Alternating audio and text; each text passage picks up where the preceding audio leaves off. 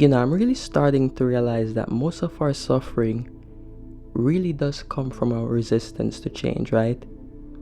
It's quite interesting how much we hold on to what's familiar, how much we resist change and form an identity from the things external to us, right? And when I say things external to us, I don't even only mean like a particular relationship or a job or a car or so on and so forth. When I say things external to us, I'm also including even our bodies or even parts of our identity, quote unquote, that we sort of feel the need to hold on to, right? And when I think about the self, when I think about me, right, I don't consider anything that is susceptible to change as me. I don't consider my body as me. I don't consider my identity as me, right? Because if these things are truly me, then when they do change or when they're no longer present, then that means I lose part of myself or I lose me, right? And no matter what it is that I lose, no matter what it is that I lose out here, right? I'm still me. I'm always present, right? And I think a big reason why a lot of us feel the need or we sort of find it hard to change is because we believe that if we do change, we're sort of losing parts of ourselves or we're sort of losing ourselves, right? And so we hold on to what is familiar. We hold on to certain parts of our identity or certain parts of ourselves, even when these parts of ourselves are causing us to suffer inside. Even when these quote unquote parts of ourselves are sort of holding us back in life, right? If I tell myself a particular story for a long while, let's say I tell myself that I'm the type of person who's unlucky, I'm the type of person who's unfortunate, you know, I'm the type of person who bad things just happen to, right? Or I'm the type of person who's powerless, so on and so forth. If I tell myself these things for such a long while or for a very long while, then these things have sort of become a part of me simply because of the stories that I tell myself, right? And if I make the decision to change, then to some degree, whether consciously or unconsciously, I'm going to feel as if I'm losing a part of myself. I'm going to feel as if I'm losing a part of me, even when these parts of myself, quote unquote, are truly causing me to suffer. Even when these parts of myself are holding me back in life. And so I'm going to cling to these parts of myself and I'm not going to change the stories or the narratives that I tell myself. I'm not going to take responsibility for my life and take power back over my life simply because I'm going to feel as if I'm losing a part of me. And so I'm not going to be willing to change because that change is uncomfortable. Right?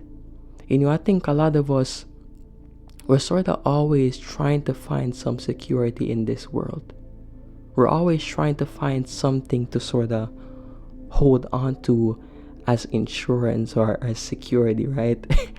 And the funny thing is, in this thing that we call life, there is no such thing as security.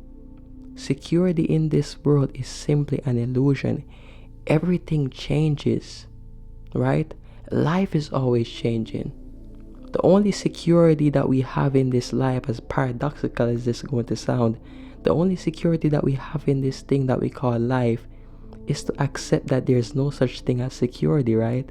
Is accept that life is sort of insecure, if that's even the word I'm trying to use. Is accept that there's no such thing as security.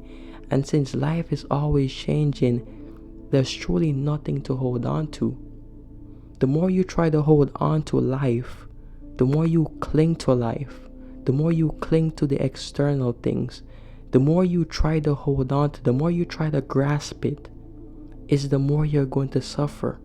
Because nothing can be held on to. Nothing can be grasped. Everything is always changing. Everything is always flowing, right? And it's about going with that flow of life. It's about embracing that change. Embracing the nature of this thing that we call life. It's like, this is what a lot of us are trying to do, right? A lot of us are trying to sort of grasp or hold on to water, right? And if you try to hold on to water, if you try to grip it, the firmer you grip it, the more it sort of evades or eludes your hands, right? Or the more the water drains from your hands, right? That's what I'm trying to say. And life is the same way. The more you try to hold on to things, the more you try to grasp things, right? The more you realize that nothing can truly be grasped. Everything is always changing. And when it comes on to life, life requires us to change. And whether that change is sort of, letting go of things externally when they're no longer present or when they no longer can be held on to, or that change is within ourselves, which means that we sort of have to let certain parts of ourselves go. Let certain narratives or stories that we tell ourselves go. But life always demands us to change, whether externally or internally.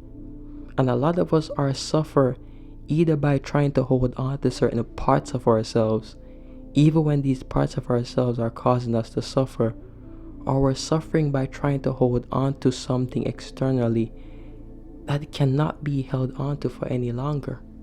We're trying to hold on to that relationship, even when life is telling us that it's time to move on. We're trying to hold on to that job, even when deep in our hearts we know that it's time to go, and we know that it's time to move on to something different, right? We're always trying to hold on to something. And the more we try to hold on, the more we suffer, because like I said before, nothing can be held on to, right? Nothing is truly ours. We own nothing in this world, right? Sure, you could say that we sort of own things momentarily or we own things temporary, but we don't own nothing or anything in this grand scheme of things that we call life, right? Even the Stoics used to always say that everything that we have in this thing that we call life is just on loan for a length of time, right? Even this body that I have is just something that's on loan to me for a period of time, and it won't be long before I lose it. It won't be long before I shed it, right? So I can't even hold on to this body. I can't cling to it, right? There may be a point in which I lose my hair. There may come a point in which I lose my teeth, right? Things are always changing. Nothing is stable in this thing that we call life. And embracing that discomfort, embracing the insecure nature of life, embracing the fact that things are always changing is the only way we're going to be at peace in this thing that we call life. And I think once you begin to accept that, and once you understand that, you don't suffer as much, right? This is not to say that, change isn't uncomfortable. This is not to say that when that relationship ends, you're not going to feel some degree of pain or sadness, right? Or when you have to leave that job, you're gonna be in a state of worry, so on and so forth. Like even if you have to make change within yourself, that change is gonna be uncomfortable, right? I'm not saying that, right? Life to some degree, it's impossible to escape certain negative emotions, right? I think if once we're always growing and once we're always moving forward, and once we venture into the unknown, there are always going to be those negative emotions that arise, right? But I think when it comes on to negative emotions, when it comes on to sadness, so on and so forth, those things are separate from suffering. I think suffering is a compilation of us holding on to negative emotions for a very long while, right? That's what I think suffering is. I think suffering is prolonged, right? And I think if we try to hold on to things for a very long while, those negative emotions are only going to persist. Those negative emotions are only going to be perpetuated, right? Which leads to our suffering. But momentarily experiencing negative emotions as a result of change, that's a normal thing in this thing that we call life, right? That's absolutely normal. And I think It's about realizing that we don't always have to suffer. I think suffering to a large extent is truly a choice. It's a choice whether we make it consciously or unconsciously, but it is truly a choice. You know, I've realized that a lot of things in my life that caused me to suffer was truly my fault, right? It was my fault. It was my fault for holding on to what couldn't be held on to for very long or for any longer, right?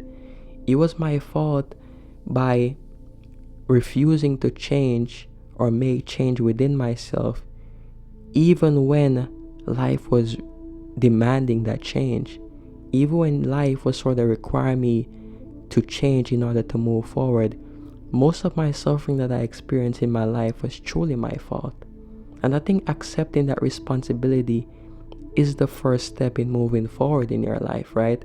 I think the more we sort of try to avoid any sort of responsibility in our lives, the more we're only going to keep ourselves stuck. Because the only way to move forward in our lives, the only way to reclaim power back over our lives is to accept responsibility for the way our life is, right? That's what I truly think. But, when it comes down to life, life is always changing. Things never stay the same. Nothing can be held on to. Nothing can be grasped, right? Everything is always changing. And to truly live, to truly be alive, is to realize that your happiness isn't dependent on these things. Your joy isn't dependent on these things, right? Your peace isn't dependent on these things. To truly be alive is to recognize that you will always have you. You will always have yourself. And as long as you have yourself, happiness, peace, joy, contentment, all of these things are always present because you are always present, right? It's impossible for you to, lose yourself, right? Sure, you might lose certain parts of your personality. Sure, you might lose things externally, but you are always present. And the you that I'm talking about isn't even something that I can define, right? It's undefinable. It cannot be defined, but it's always there and it's always present. And if it is always present, then your happiness, your peace isn't dependent on anything out here. Your happiness and your peace is always present because you yourself, the self that is undefinable, is always present. And once you realize that your peace is always present, regardless of whatever it is that is changing out here, then you will allow things to go and you will allow things to come into your life.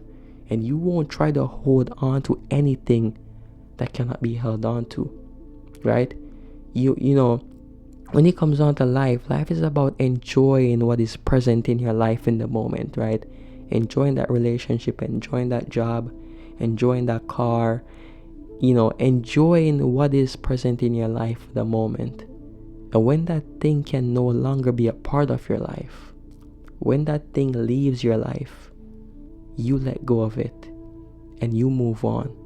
Because the more you try to hold on to things, the more you try to grasp things, you're only going to continue to suffer. You have to accept, and it starts within your mind, right? Because your mind is surely the cause of all our suffering, right? You have to accept it in your mind that nothing can be held on to, that this world can give you no security, that it is impossible to resist change and be at peace. And once you accept that, once you begin to embrace the impermanence of things, and once you begin to accept that life is always changing, circumstances are always changing, relationships are always changing, everything is always changing. Once you begin to accept that, the more peace you will find in your life, the less you will suffer. Because the only way to truly live is to go with the flow of life, is to be one with life, right? Be like water. Just flow.